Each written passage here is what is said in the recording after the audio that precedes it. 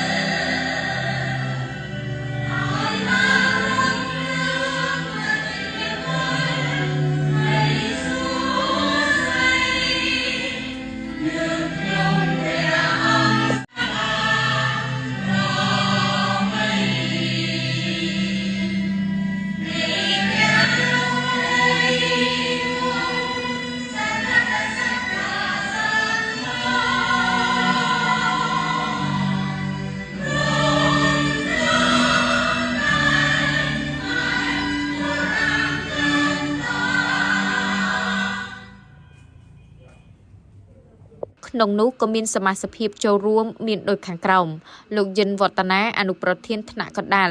លោកនឿនដានូអនុប្រធានថ្នាក់កណ្ដាលលោកស្រីច័ន្ទស្រីមុំអនុប្រធានប្រចាំការរាជធានីភ្នំពេញលោកពិសិដ្ឋចេត្រាអនុប្រធានសាខាខេត្តកំពតលោកហានលីហ៊ុនអនុប្រធានសាខាខេត្តកំពតលោកនាងតារាប្រធានលេខាថ្នាក់កណ្ដាលលោកអ៊ីរដ្ឋាសម្របសម្រួលបច្ចេកទេសនិងសមាជិកភាពចូលរួមពីថ្នាក់ដឹកនាំសាខាខេត្តតាកែវមានដូចខាងក្រោម1លោកកាន់សំអានប្រធានប្រតិបត្តិសាខាខេត្តកណ្ដាលព្រមទាំងអនុប្រធានទីប្រឹក្សាសាខាខេត្តនិងថ្នាក់ដឹកនាំប្រចាំសាខាក្រុងស្រុកផងដែរជាកិច្ចចាប់ផ្ដើមលោកប្រធានសាខាខេត្តតាកែវកាន់សំអានតំណាងឲ្យថ្នាក់ដឹកនាំនិងសមាជិកសមាជិកាគ្រប់ជាន់ថ្នាក់ទាំងអស់សូមស្វាគមន៍យ៉ាងកក់ក្ដៅបំផុតជូនចំពោះវត្តមានរបស់អាដាមលោកជំទាវលោកស្រីជាថ្នាក់ដឹកនាំមកពីថ្នាក់កណ្ដាលក៏ដូចជាមកពីបណ្ដាអនុសាខាក្រុងស្រុកក្នុងខេត្តតាកែវលោកបន្តទៀតថាលោកពិតជាមានអារម្មណ៍មោទនភាពណាស់សម្រាប់កិច្ចការងារមួយចំនួនដែលបានចូលរួមអនុវត្តកន្លងមកនិងបានការសហការគ្នាជាមួយសមាជិកក៏ដូចជាអាជ្ញាធរមូលដ្ឋានផងដែរទាំងកិច្ចការងារកសាងសមាជិកនិងការងារមនុស្សធម៌គ្រប់ទីកន្លែងក្នុងមូលដ្ឋានខេត្តតាកែវលោកហ៊ុនសវណ្ណារាសមាជិកក្រុមប្រឹក្សាភិបាលបានឡើងមានមតិជូនដល់ថ្នាក់ដឹកនាំថ្មីត្រូវខិតខំបន្តបេសកកម្មរបស់យើងឲ្យបានល្អប្រសើរនិងចូលរួមសាមគ្គីគ្នាពីស្រុកមួយទៅស្រុកមួយពិសេសអនុវត្តតាមទូនាទីរបស់ខ្លួននីមួយៗដែលថ្នាក់លើប្រគល់ជូនដល់ឡែកអាដាមទួនសុខុនអនុប្រធានក្រុមប្រឹក្សាភិបាលថ្នាក់កណ្ដាលបានលើកឡើងអំពីការងារស្នូលត្រូវតែអនុវត្តឲ្យបានត្រឹមត្រូវនិងបន្តព្យាយាមពន្យល់ដល់សមាជិកក្រោមអាវ៉ាន់ត្រូវខិតខំប្រឹងប្រែងចូលរួមធ្វើអំពើល្អដល់បងប្អូនប្រជាពលរដ្ឋដែលជួបជីវភាពខ្វះខាតត្រូវយកចិត្តទុកដាក់ជាប្រចាំលើសពីនេះលោកក៏បានផ្ដាប់ផ្ញើឲ្យចេះសាមគ្គីគ្នាគៀកស្មារគ្នាដើម្បីឲ្យបេសកកម្មរបស់យើងទាំងនៅខេត្តតាកែវក៏ដូចជាបណ្ដារាជធានីខេត្តផ្សេងៗទៀតធ្វើយ៉ាងណាក៏ដោយត្រូវតែថែរក្សាការពារសុខសន្តិភាពឲ្យបានដាច់ខាតទោះជាក្នុងតម្លៃណាក៏ដោយនៅទីបញ្ចប់លោកប្រធានប្រតិបត្តិម៉ៅផល្លាបានអញ្ជើញឡើងមានមតិមួយចំនួនក៏ដូចជាថ្លែងអំណរគុណចំពោះអាដាម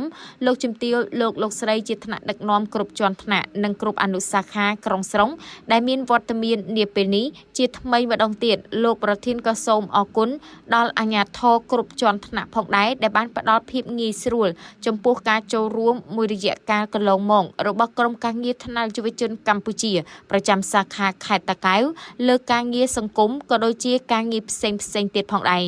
លោកប្រធានម៉ៅផល្លាក៏សូមជូនពរថ្នាក់ដឹកនាំគ្រប់ជាន់ថ្នាក់និងសមាជិកសមាជិកាទាំងអស់ដែលបានចំណាយពេលវេលាដ៏មានតម្លៃអញ្ជើញមកចូលរួមក្នុងកម្មវិធីនាពេលនេះលោកប្រធានបានជូនពរឲ្យមានសុខភាពល្អបរិបូរណ៍កម្លាំងពលំមាំមួនប្រាជ្ញាភ្លឺថ្លាជនមាយុយឺនយូរនិងពុទ្ធពរទាំងឡាយ4ប្រការគឺអាយុវណ្ណៈសុខៈពលៈកំបីឃ្លៀងឃ្លាតឡើយ